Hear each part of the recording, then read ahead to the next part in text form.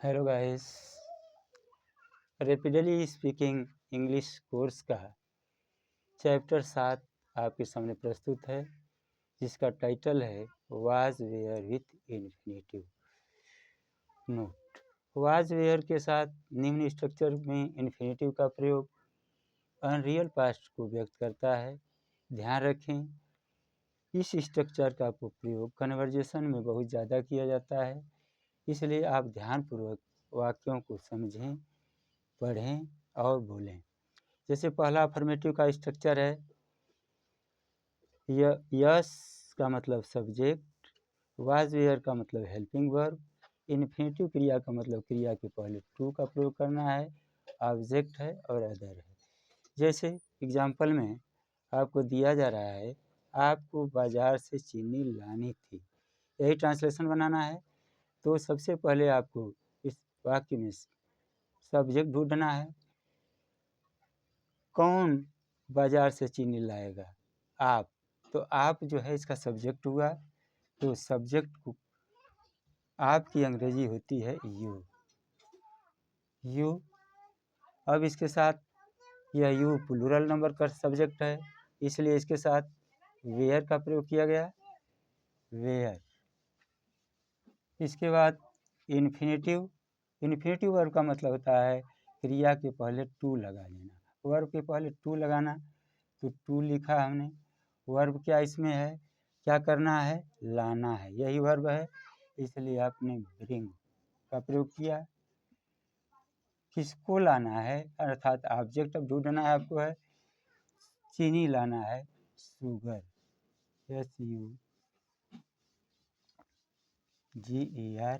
इस अब कहाँ से लाना है, यह भी ऑब्जेक्ट है, फ्रॉम मार्केट। इसी तरह सेकंड सेंटेंस है, मेरे पिताजी को डॉक्टर के पास जाना था। किसको जाना था? मेरे पिताजी को। सब्जेक्ट हुआ मेरे पिता, माय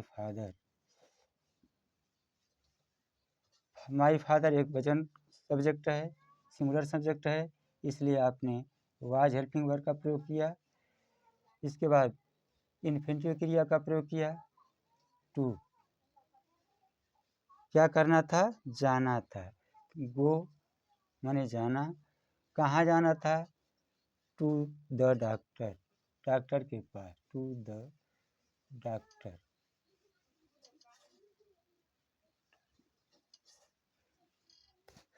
फिर इसी तरह तीसरा सेंटेंस है, मुझे आपको कुछ सूचनाएं देनी थी। तो सूचनाएं देनी थी, किसे सूचना देनी थी? कौन सूचना देने वाला है? मुझे, माने मतलब आई सब्जेक्टिव केस के रूप में लिखा गया यहाँ पर। आई के साथ वाज हेल्पिंग वर्ब चलती है, आई वाज। अब क्या करना था? देना था, सूचना देना था। I was to give. किसको देना था? कुछ सूचनाओं को। किसको देना था? तुमको, यू, सम इंफॉर्मेशन।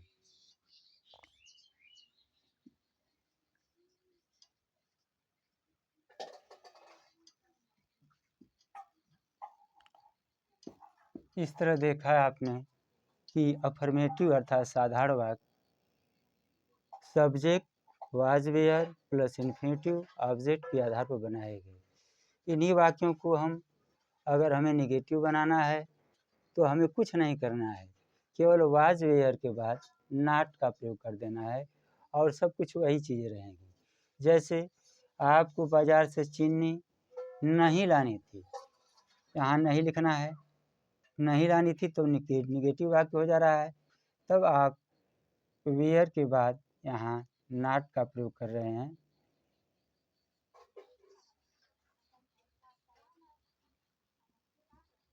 नॉट का प्रयोग किया जा रहा है। अब वाक्य हो जा रहा है, you were not to bring sugar from market. इसका मतलब हुआ आपको बाजार से चीनी नहीं लानी थी। मेरे पिताजी को डॉक्टर के पास नहीं जाना था। अब नेगेटिव वाक्य हो गया, नहीं जाना था, आपने यही स्ट्रक्चर प्रयोग किया। सब कुछ जैसे अफर्मेटिव का स्ट्रक्चर है वही निगेटिव का भी स्ट्रक्चर है। अब यहाँ पर लिखा था वाज के बाद आपको नॉट लगा देना है। अब वाक्य हो जाएगा my father was not to go to the doctor, मेरे पिताजी को डॉक्टर के पास नहीं जाना था। मुझे आपको कुछ सूचनाएं देनी थी, साधारण वाक्य अफर्मेटिव है। इसी को आप कह रहे हैं कि मुझे आपको कुछ सूचनाएं नहीं देनी थी, नहीं आ गया, निगेटिव हो गया। जब निगेटिव हुआ तो आपने वाज के बाद नॉट का प्रयोग कर दिया। अब इस प्रकार आपने देखा अफर्मेटिव और निगेटिव सेंटेंस। इस प्रकार अनेक वाक्य आप गाइस बना सकते हैं। जैसे माता जी को खाना बनाना था, तो mother was to cook the food. और माता जी को खाना नहीं बनाना था, तो mother was not cook the food.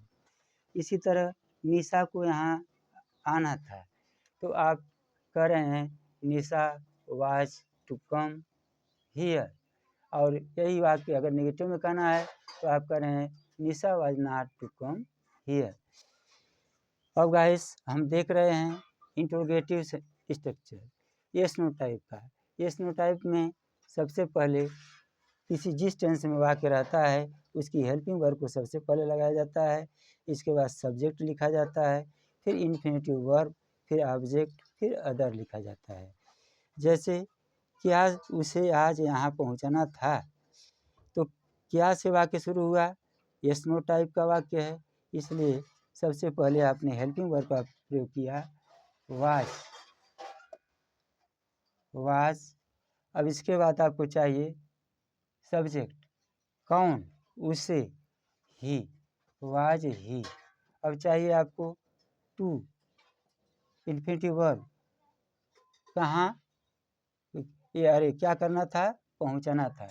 To arrive माने पहुँचना, रिच माने पहुँचना, अराइव मीन्स पहुँचना, आ करके arrive. Was he to arrive, कहाँ, यहाँ, हियर। अब बचा क्या है, आज, today. Was he to arrive here today. अब क्वेश्चन मार्क हमने लगा दिया। क्या तुमको ईमेल भेजना था, तो तुमको यहाँ करता हुआ, तुमको का मतलब वेयर, हेल्पिंग वर्ब का प्रयोग किया गया, वेयर यू भेजना था, टू सेंड, किसको भेजना था, ईमेल, एन ईमेल। अब यही वाक्य अगर रहता कि तुमको ईमेल क्यों भेजना था, तो अगर कोई शब्द वाक्य के बीच में आ जाता तो सबसे पहले हम यहाँ लिखते हैं why were you send a mail. इसका मतलब हो जाता है कि तुम्हें ईमेल क्यों भेजना था। और जैसे क्या उसे यहाँ कब पहुँचना था, तो कब आ जाता तो आप लिखते when was he to arrive here today. अर्थात जब क्वेश्चन वर्ड्स वाक्य के बीच में आ जाते हैं तो सबसे पहले उनकी अंग्रेजी लिखा जाता है, फिर जैसे आप यस नो टाइप के स्ट्रक्चर का प्रयोग करते हुए सेंटेंस बना रहे हैं उसी तरह WH टाइप के भी सेंटेंस के वाक्य बनते हैं। अब इस तरह आपने देखा अनेक वाक्य इस पर बना सकते हैं। जैसे क्या रमेश को पढ़ना था, वाज रमेश टू रीड। यही रहता कि रमेश को क्यों पढ़ना था, तो why was Ramesh to read. ऐसे वाक्य बन जाता है। Attention please. He see it और कोई नाम है तो इसके साथ वाज हेल्पिंग वर्ब का प्रयोग किया जा रहा है। अगर वी, यू, दे अथवा कोई प्लूरल सब्जेक्ट हैं तो इसके साथ वेयर हेल्पिंग वर्ब का प्रयोग किया जा रहा है। वाज माने होता है था, वेयर माने होता है थे। अब प्रैक्टिस वर्क गाइस आपको दिया जा रहा है इस महत्वपूर्ण स्ट्रक्चर के अफर्मेटिव, नेगेटिव, इंट्रोगेटिव से संबंधित कम से कम 30 वाक्य बनाएं और जोर देकर के बोलें। आपका प्रयास ही आपको असली मंजिल तक पहुंचाएगा। और आप अपने अंदर एक कसम ले लें कि आई शैल ट्राई, आई शैल सक्सीड। मैं कोशिश करूँगा और सफल होऊंगा। कहा गया है कोशिश करने वालों की कभी हार नहीं होती। यह तो आप अच्छी तरह से जानते हैं। थैंक्स, आपने मेरी बात को बहुत गौर से सुना, हमारी बात पर विचार भी कर रहे हैं और मेरी वीडियो को बहुत लाइक भी कर रहे हैं। बहुत सहयोग मिल रहा है आपका, धन्यवाद। वीडियो को ध्यानपूर्वक देखें, समझें।